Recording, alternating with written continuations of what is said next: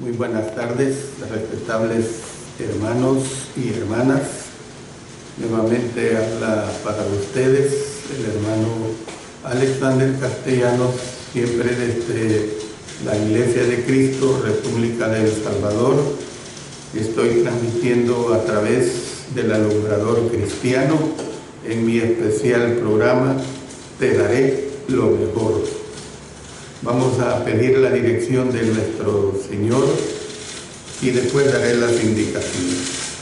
Padre Celestial, gracias te damos, porque una vez más me permites presentar un estudio de tu palabra, que todo sea para la honra y gloria tuya y para nuestra edificación. En el nombre de nuestro Señor Jesucristo. Amén. Amén. Como ustedes saben, el día miércoles 5 de la tarde, hora de El Salvador, estoy transmitiendo el estudio sobre la vida y ministerio de nuestro Señor Jesucristo. Y hoy vamos a ver un nuevo tema. Ese nuevo tema que hoy les presentaré es acerca de las tentaciones de Jesús. Este será un examen más detenido de Mateo capítulo 4, versículos 1 hasta el 11. Se lo repito, las tentaciones de Jesús, un examen más detenido de Mateo 4, 1 al 11, y esta será la parte 1. Lo dividiré en dos partes. Bueno, Jesús, antes que Cristo comenzara su ministerio público, Él enfrentó al enemigo en el supremo conflicto de su prueba. Apareció ante Él el mal con toda su tremenda fortaleza y su horror al descubierto. Jamás hubo tal ataque anteriormente y jamás lo habría otra vez. Este es un estudio especialmente sobre las tentaciones de Jesús. Necesitamos destacar tres aspectos de las tentaciones relacionadas con los antecedentes que las rodearon. Entonces, consideremos lo siguiente. En primer lugar, el escenario era el desierto. Se eligió como campo de batalla un lugar solitario, un lugar aislado y, sobre todo, un aislado de la compasión humana. En Marcos 1:13 nos dice, y estuvo ahí en el desierto 40 días y era tentado por Satanás y estaba, noten esto, y estaba con las fieras, y los ángeles le servían. Nos dice que a Jesús únicamente le acompañaban las fieras. Este lugar estaba desprovisto de todos los adornos superficiales y solo había en él la esencia de la tentación. Se ha dicho que Adán convirtió un huerto en desierto por pecar, pero que Jesús convirtió un desierto en huerto por resistir el pecado. Número 2. He dicho primero como número 1 el lugar y lo he descrito ahorita. Número 2, los antagonistas, o sea, los que estaban en contra, pues. En primer lugar, estaba Jesús recién bautizado. Una ocasión en que Dios lo había reconocido como su hijo. Había salido del agua dispuesto a comenzar su ministerio personal. Luego estaba el diablo presente. En la experiencia del desierto, Jesús se enfrentó cara a cara con el príncipe del aire, el Dios de este siglo, el príncipe de las huestes espirituales de las tinieblas. Dice en 2 Corintios 4:4, en los cuales el Dios de este siglo cegó el entendimiento de los incrédulos para que no les resplandezca la luz del Evangelio de la gloria de Cristo, el cual es la imagen de Dios. Efesios 2:2 nos dice, en los cuales anduvisteis en otro tiempo, siguiendo la corriente de este mundo, conforme al príncipe de la potestad del aire, el espíritu que ahora opera en los hijos de desobediencia. Luego en Efesios 6:12 nos dice, porque no tenemos lucha contra sangre y carne, sino contra principados, contra potestades, contra los gobernadores de las tinieblas de este siglo, contra huestes espirituales de maldad en las regiones celestes.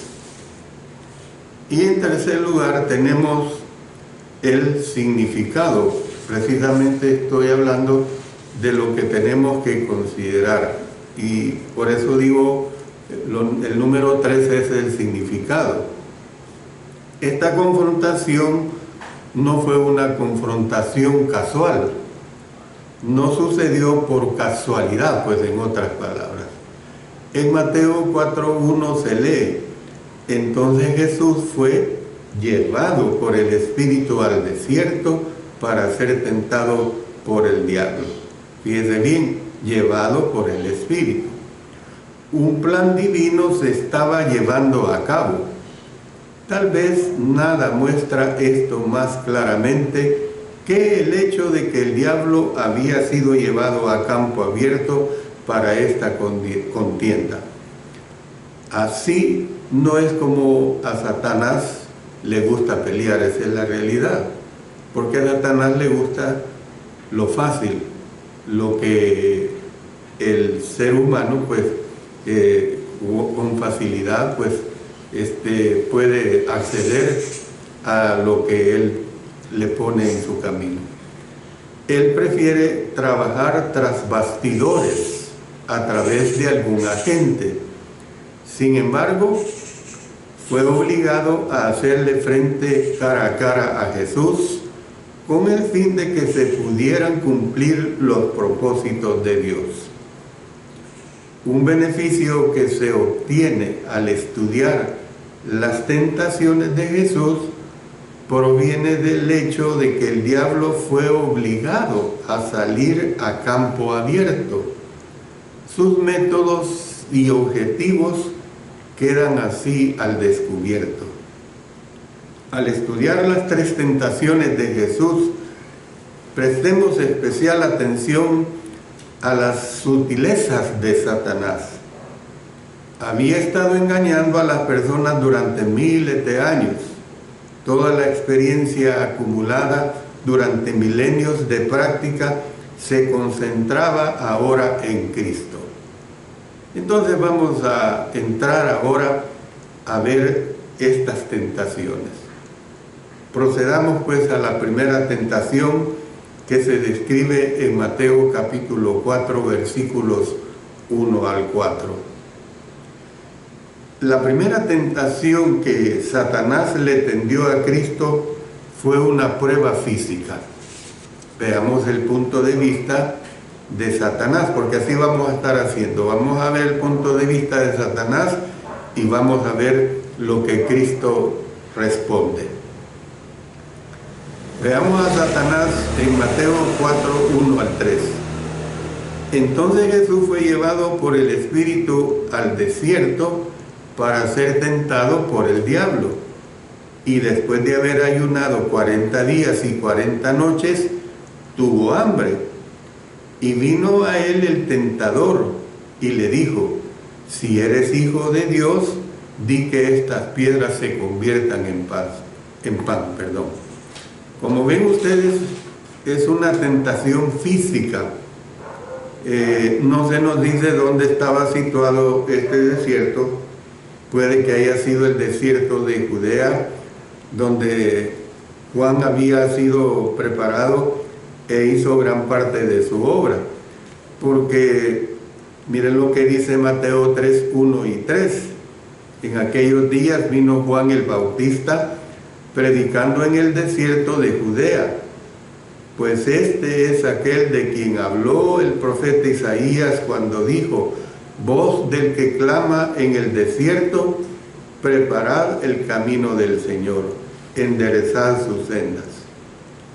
Mateo 11:7 nos dice: mientras ellos se iban, comenzó Jesús a decir de Juan a la gente: ¿qué salisteis a ver al desierto? ¿Una caña sacudida por el viento? Luego pasémonos a Lucas 1:80. Y el niño crecía y se fortalecía en espíritu, y estuvo en lugares desiertos hasta el día de su manifestación a Israel. Y en Lucas 3, 1 y 2, en el año 15 del imperio de Tiberio César, siendo gobernador de Judea Poncio Pilato, y Herodes tetrarca de Galilea, y su hermano Felipe tetrarca de Iturea, y de la provincia de Traconite, y Lisanias tetrarca de Abilinia, y siendo sumos sacerdotes Anás y Caifás, vino palabra de Dios a Juan, hijo de Zacarías, en el desierto. En tiempos actuales se ha demostrado que ciertas personas pueden pasar sin comer hasta 40 días, siempre y cuando tengan agua. El objetivo de Satanás en la primera tentación era probar la lealtad de Cristo para con Dios. Con estas palabras provocó a Jesús: si eres hijo de Dios, di que estas piedras se conviertan en pan. Mateo 4:3. 40 días atrás, la voz del cielo había dicho: este es mi Hijo amado, en quien tengo complacencia. Mateo 3:17. Ahora, esto es lo que el diablo en efecto le decía: si la voz decía la verdad, si realmente eres el Hijo de Dios, ¿por qué tienes tanta hambre? ¿De qué sirve el puesto sin el privilegio que le acompaña? Satanás estaba insinuando que Jesús podía lograr dos objetivos al convertir las piedras en pan. Uno, podía saciar una necesidad legítima. ¿Cuál era esa necesidad legítima? El hambre. Y al mismo tiempo, dos, podía demostrar que era el Hijo de Dios. De haber estado en el lugar de Jesús, es probable que le hubiera respondido: déjame y te lo demostraré, diablo. Habría llevado a cabo una transformación instantánea de roca. Bueno, pero veamos la actuación de Cristo, y esto lo tenemos en el versículo 4 de Mateo 4.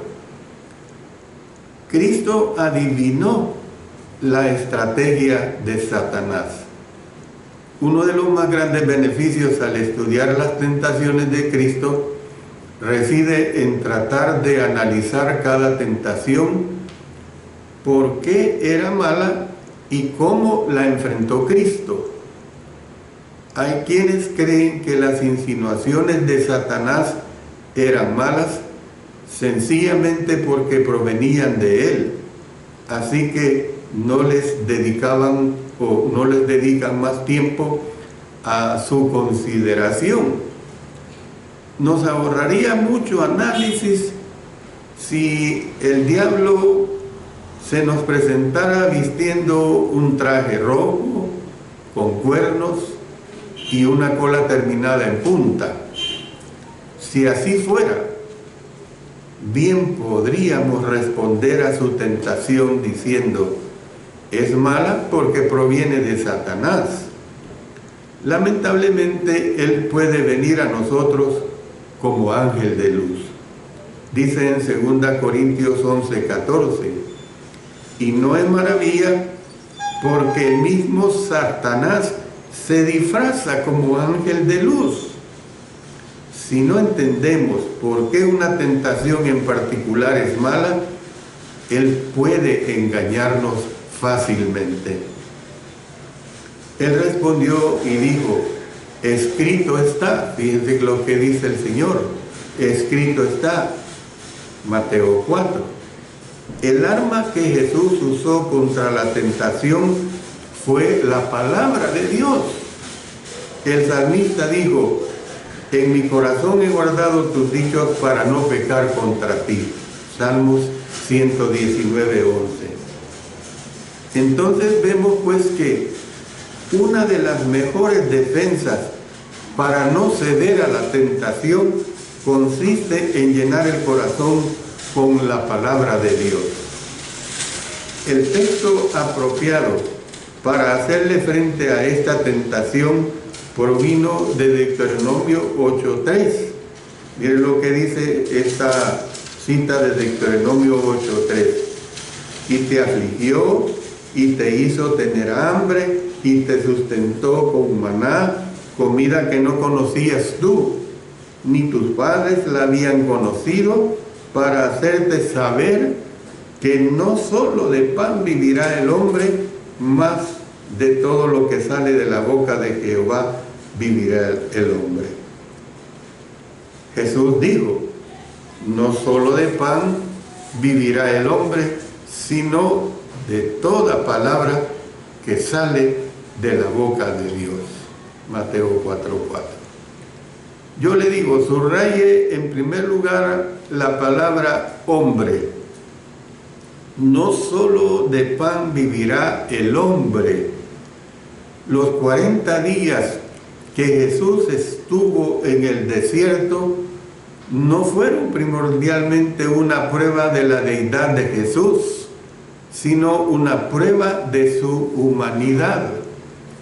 Su propósito no era probar que Él era Dios, sino demostrar que era hombre perfecto que vivía en perfecta armonía con la voluntad revelada de Dios. Note después el contraste entre las expresiones pan y toda palabra que sale de la boca de Dios. Jesús podía elegir entre el pan o la voluntad de Dios. La voluntad de Dios era obviamente en esta ocasión Él siguiera con hambre para permanecer justo dentro del círculo de esa voluntad. Entonces vemos pues que Jesús había hecho frente a la primera tentación.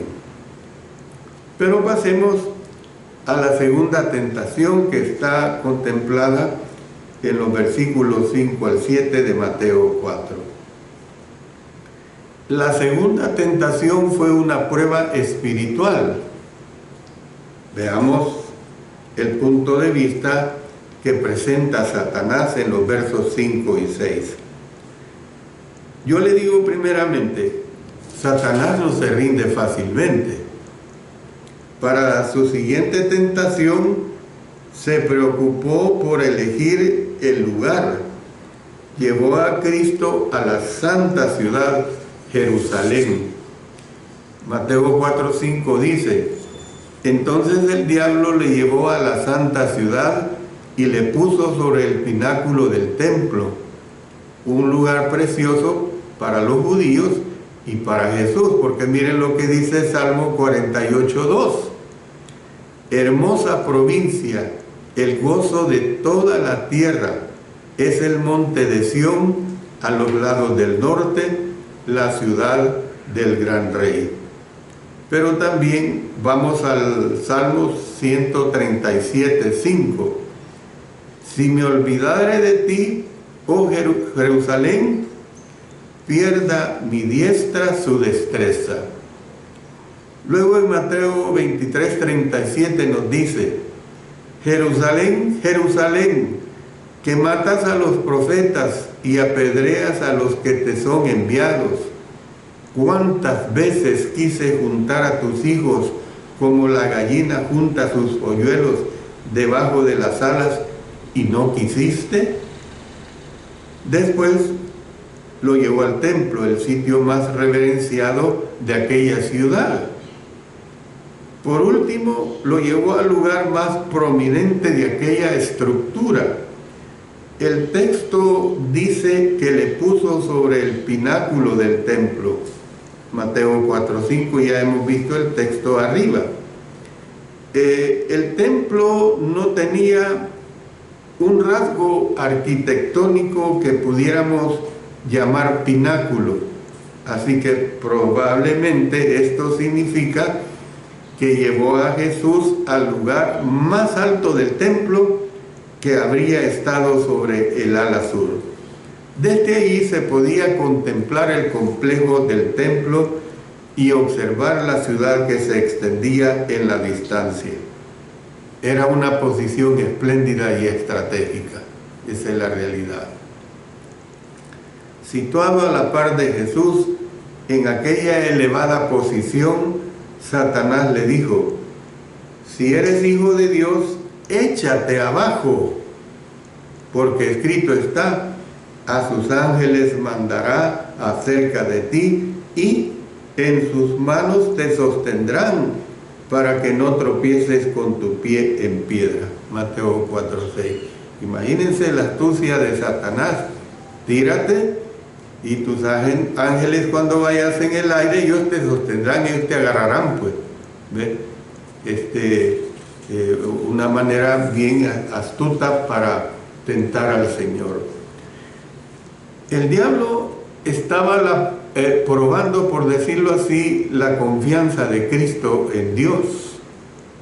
En otras palabras, le estaba diciendo: ¿tú confías en Dios? No. Veamos cuánto confías en Dios. ¿Confías en Él lo suficiente para echarte abajo desde este pináculo? Esto fue lo que en efecto le dijo a Jesús. ¿Has citado las Escrituras? Yo también conozco algo de las Escrituras. Escucha. Y le citó el Salmo 91, 11 y 12. Pues a sus ángeles mandará acerca de ti, que te guarden en todos tus caminos. En las manos te llevarán, para que tu pie no tropiece en piedra. El Salmo 91 es un salmo de confianza implícita en el Señor. El primer versículo dice: el que habita al abrigo del Altísimo morará bajo la sombra del Omnipotente. Qué sutil fue y es esta tentación. Insinúa que la confianza se expresa más perfectamente al intentar lo extraordinario, al emprender lo heroico, lo arriesgado e incluso lo peligroso. Pero miren lo que dice el Señor Jesucristo, y esto lo tenemos en el versículo 7 de Mateo 4. El diablo trató de esgrimir la espada del Espíritu. Mire lo que dice Efesios 6:17. Y tomad el yelmo de la salvación y la espada del Espíritu, que es la palabra de Dios. Pero Jesús resultó ser el mejor espadachín, por decirlo así. Jesús le dijo: escrito está también. Mateo 4:7, Jesús le dijo: escrito está también, no tentarás al Señor tu Dios. En otras palabras, pues, Satanás ha citado un pasaje de la Escritura, pero un solo texto no agota lo que la palabra dice acerca de un tema dado. En otras palabras, es necesario pues tomar en cuenta todo lo que la Biblia dice sobre ese tema. Yo le digo, hermanos y hermanas, que son muchos los errores que resultan de aislar escrituras y de no considerar otros pasajes que tratan sobre el mismo tema. Yo le puedo decir, por ejemplo, las personas cuando hablan, los religiosos, cuando hablan del plan de salvación a medias, dice, el que creyere en el Señor Jesucristo será salvo, ¿ve? Y ahí se quedan, pero no toman en cuenta la parte del bautismo para la salvación, ¿ve? Otros que dicen que la salvación es solamente por la fe, pero no toman en cuenta que para ser salvo hay que ser bautizado, o sea, sumergido en agua, y por supuesto ser fiel hasta la muerte. Entonces vemos que Jesús pasó después a citar de Deuteronomio 6:16, no tentaréis a Jehová vuestro Dios como lo tentasteis en Masá, no probarás al Señor tu Dios. Mateo 4:7. No malentendamos la respuesta del Señor Jesucristo. Él no se refirió a sí mismo como a Dios diciendo, es malo probarme a mí. O sea, tenga presente que Él estaba haciendo frente a estas tentaciones cuando estaba en su perfecta humanidad, no en su deidad. Más bien dijo que sería malo que Él probara a Dios. Satanás decía que saltar del templo equivalía a demostrar que Jesús confiaba en Dios. Jesús decía que más bien indicaba que Él estaba probando a Dios. De hecho, estaría demostrando que no confiaba en Dios. Cuando se tiene confianza total en una persona, no vemos la necesidad de probarla. Es solamente cuando nuestra confianza en alguien flaquea que viene a la mente la necesidad de probarla. La confianza en Dios se expresa en la seguridad que tenemos de que Él nos ayudará a hacerle frente a lo que la vida nos ponga en el camino. No se expresa por medio de pruebas artificiales que nosotros le pongamos, y es bien claro que Él haya de enfrentar, pues. En la paráfrasis de la Biblia viviente se lee de esta manera. También dice que no someterás a tontas pruebas al Señor tu Dios. Miren qué claro. ¿Ve? También dice que no someterás a tontas pruebas al Señor tu Dios. Una vez más, Jesús demostró ser un hombre a quien solo gobernaba un único principio. Estaba resuelto a permanecer dentro de la voluntad de Dios. Había hecho frente a la segunda tentación. Pasemos a la tercera tentación. Y esta está comprendida en Mateo capítulo 4, versículos 8 al 10. La tercera tentación, por decirlo así, era la más crucial de todas, pues se sometía a prueba la misión de Jesús, o más exactamente, se probaba la determinación de Jesús para llevar a cabo su misión, sin importar el costo. Como no pudo destruir al siervo, o sea, al Señor Jesucristo, Satanás trataría ahora de destruir su servicio. Veamos el punto de vista de Satanás en los versos 8 y 9. Esta tentación era la más atrevida y audaz de todas. ¿Por qué digo eso? En las primeras dos tentaciones, Jesús había despojado al diablo de todos sus astutos disfraces y había revelado los verdaderos motivos del mal. En la tercera tentación, Satanás mismo abandonó toda farsa y dejó de utilizar estratagemas secundarias. de una manera totalmente deliberada, directa y desafiante, pidió a Cristo que le rindiera homenaje. Imagínense, Satanás pidiéndole que le rindiera homenaje, en otras palabras, que le adorara. Dice acá en el verso 8, otra vez le llevó el diablo a un monte muy alto y le mostró todos los reinos del mundo y la gloria de ellos. El lugar donde tradicionalmente se considera que ocurrió esta tentación es el monte Tabor. Sin embargo, las escrituras no dicen qué monte era.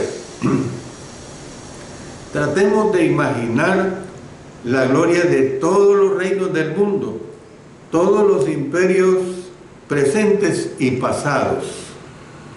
El gran imperio romano, el gran imperio griego, el gran imperio persa, el gran imperio babilónico, el gran imperio asirio, el gran imperio egipcio, el reino de David y de Salomón, sin mencionar reinos como los de Bitinia y Siria, además de todos los reinos de las tierras no exploradas. Todos estos pasaron en un instante ante los ojos de Jesús. Después Satanás dijo, todo esto te daré si postrado me adorares. Fíjense bien, todo esto te daré si postrado me adorares. Mateo 4:9. Con esto se insinúa que todo esto era algo que el diablo podía dar. Miren lo que dice Lucas 4:6. Y le dijo el diablo, a ti te daré toda esta potestad y la gloria de ellos, porque a mí me ha sido entregada y a quien quiero la doy. Y Jesús no lo negó. Si la oferta no hubiera sido auténtica. Hay quienes creen que esta tentación llevaba aparejada una mentira. Creen que Satanás prometió lo que no podía dar. Tal tentación podría haber funcionado con usted a lo mejor o conmigo, pero ciertamente no con Jesús. Esa es la realidad, que tenía un íntimo conocimiento del mundo del espíritu. Por eso digo, si la oferta no hubiera sido auténtica, no habría habido tentación, pero la oferta fue auténtica, hermanos y hermanas. En los tiempos de Jesús era como hoy día. Satanás ejercía influencia sobre los reinos del mundo. Estos se habían sometido a sus caprichos, eran obedientes a sus mandamientos, habían sido llevados cautivos a su voluntad. Jesús lo llama más adelante el príncipe de este mundo. Dice en Juan 12:31, ahora es el juicio de este mundo, ahora el príncipe de este mundo será echado fuera. El apóstol Pablo usó la expresión parecida en 2 Corintios 4:4, donde nos dice, en los cuales el Dios de este siglo cegó el entendimiento de los incrédulos para que no les resplandezca la luz del evangelio de la gloria de Cristo, el cual es la imagen de Dios. Debe entenderse que Dios es quien en última instancia tiene el mando y que Él ha concedido a Satanás todo el poder que posee. Dios limita las actividades del diablo, pero un comentario de esto escapa al ámbito de esta lección. Por el momento, basta con que los oyentes entiendan que la tercera tentación fue real. Ya hemos insinuado que en esta tentación se sometió a prueba la misión de Jesús. El diablo estaba insinuando que Cristo podía lograr casi el mismo fin sin padecimiento ni muerte. Entendemos que nosotros no podríamos haber sido salvados a menos que Jesús muriera. Dice Hebreos 9:22, y casi todo es purificado según la ley con sangre, y sin derramamiento de sangre no se hace remisión. Efesios 1:7, en quien tenemos redención por su sangre, el perdón de pecados, según las riquezas de su gracia. Sin embargo, el diablo estaba en efecto diciéndole a Jesús que se olvidara de los demás y que pensara únicamente en él. Así es Satanás. Como él, Satanás hizo. Cristo había nacido rey y el diablo le ofrecía coronarlo y garantizarle la adhesión de toda la humanidad. Le ofreció un atajo a un destino divino. Yo le digo a mi hermano y mi hermana, cuánto más sencillo hubiera sido doblar la rodilla que morir. Y esta es una realidad.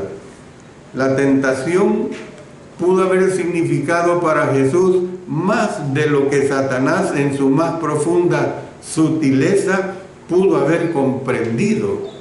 Para entender cuán terrible era lo que aguardaba a Cristo, imagíneselo en el huerto de Getsemaní, con el sudor bajando por su rostro al derramar su corazón al Padre en oración, diciendo, Padre mío, si es posible, pase de mí esta copa. Mateo 26:39.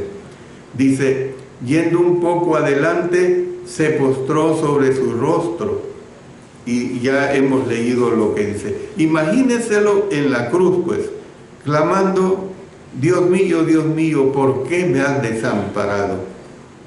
Mateo 27:46. Cerca de la hora novena, Jesús clamó a gran voz diciendo, Elí, Elí, lama sabactani, lama sabactani. Esto es, Dios mío, ¿por qué me has desamparado? No dude que esta fue una verdadera tentación. Yo le diría a mi hermano y mi hermana, más un verdadero sufrimiento en carne propia sin ambajes. De paso, observe el valor que le daba Satanás a Cristo. Creía que Cristo valía más que todos los reinos que él había ganado. Hay quienes no creen que la muerte de Jesús sea suficiente para todos. Sin embargo, el diablo sí entendía el verdadero valor de este, o sea, del Señor Jesucristo. Pero miren la defensa del Señor Jesucristo en el versículo 10.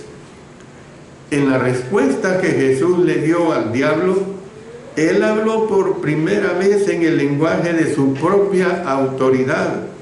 Esta autoridad había sido creada por las victorias ganadas en los ataques anteriores. Cristo primero le dio al tentador una tajante orden al decirle, vete Satanás. Mateo 4:10 dice, entonces Jesús le dijo, vete Satanás, porque escrito está, al Señor tu Dios adorarás y a Él solo servirás. Luego Jesús esgrimió nuevamente la espada del Espíritu al citar de Deuteronomio 6:3, porque escrito está, al Señor tu Dios adorarás y a Él solo servirás. Las palabras de Cristo expusieron la sutil naturaleza de esta tentación. El diablo había dicho, en efecto, adórame y te haré Señor de los reinos. Cristo señaló que la adoración y la servidumbre no se pueden separar. Él no podía adorar a Satanás sin llegar a ser su siervo. Satanás podía haberlo hecho un rey títere de los reinos del mundo, pero en realidad Cristo no hubiera ganado nada. Satanás hubiera mantenido el control. Nuevamente Jesús se mantuvo firmemente dentro de la voluntad de su Padre. Estaba preparado para ir a la cruz a establecer su reino. La respuesta de Cristo reveló que los galardones de Dios son infinitamente mejores que los de Satanás. Satanás puede ser que sus galardones parezcan buenos, como se evidencia con la demostración visual de la gloria de los reinos del mundo. El relato que hace Lucas de la tentación tiene un detalle revelador. El diablo le mostró a Jesús los imperios en un momento. Si se hubiera pasado un instante más, habría mostrado que los reinos valen poco o nada.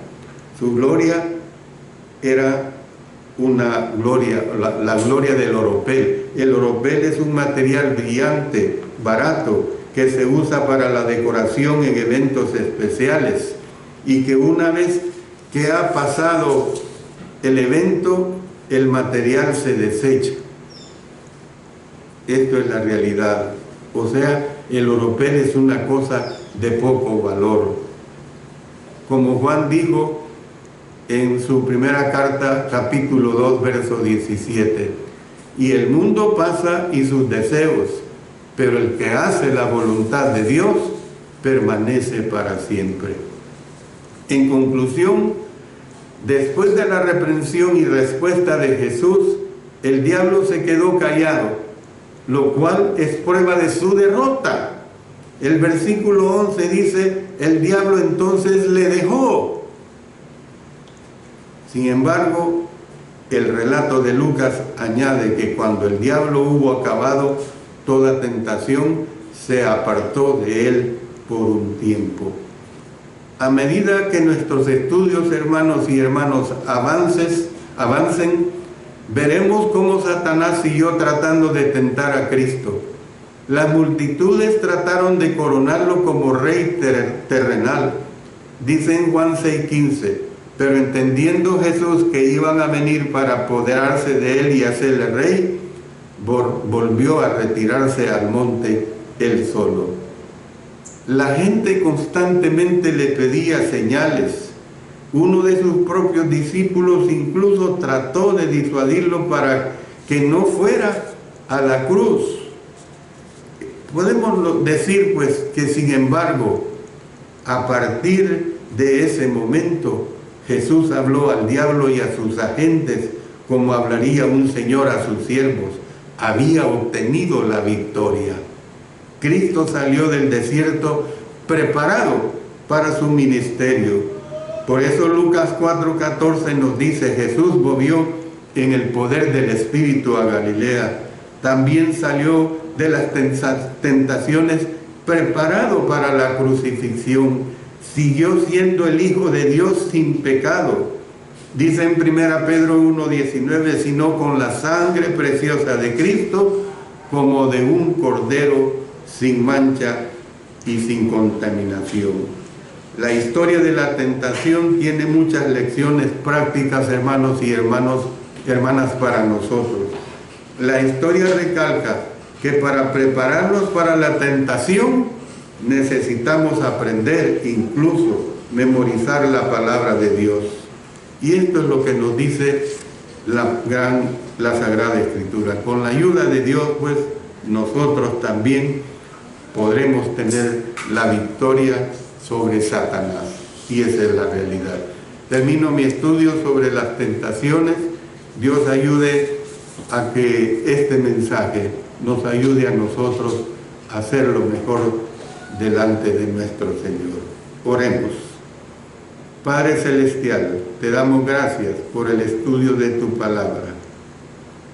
Y estamos orando por nuestra hermana Lucy Cubillas, que pide oración por su hijo Mosco Cubilla, que acaba de salir del hospital con presión muy alta y tiene diálisis. Que Dios bendiga al hijo de nuestra hermana Lucy.